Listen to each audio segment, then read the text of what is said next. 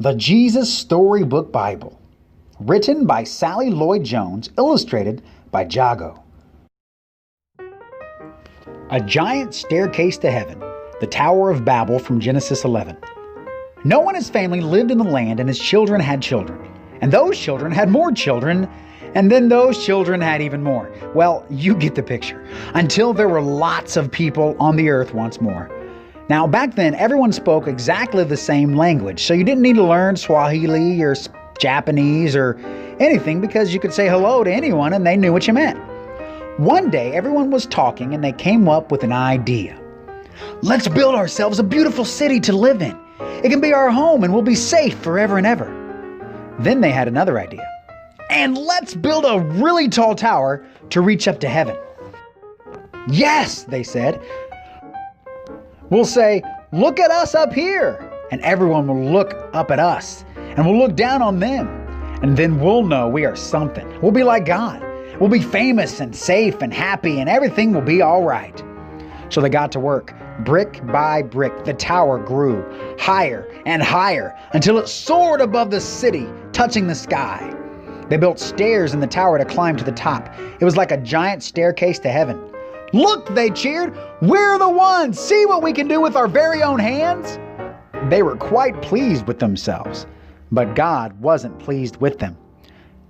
God could see what they were doing. They were trying to live without Him, but God knew that wouldn't make them happy or safe or anything.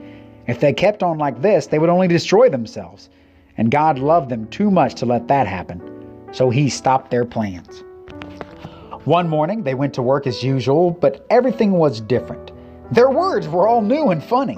You see, God had given each person a completely different language. Suddenly, no one understood what anyone else was saying.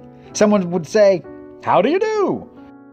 And the other person thought they said, "How ugly are you?" It wasn't funny. You could be saying something nice like, "Such a lovely morning," and get a punch in the nose because they thought you said, "Hush up, you're boring." You couldn't even say pardon to check if you'd heard right because no one understood that word either. It wasn't easy to work together after that, as you can only imagine. People were always quarreling and fighting and getting in a dreadful muddle and becoming grumpier and grumpier until, at last, they were all too cross to keep on building and just had to stop. After that, people scattered all over the world, which is how we ended up with so many different languages to this day.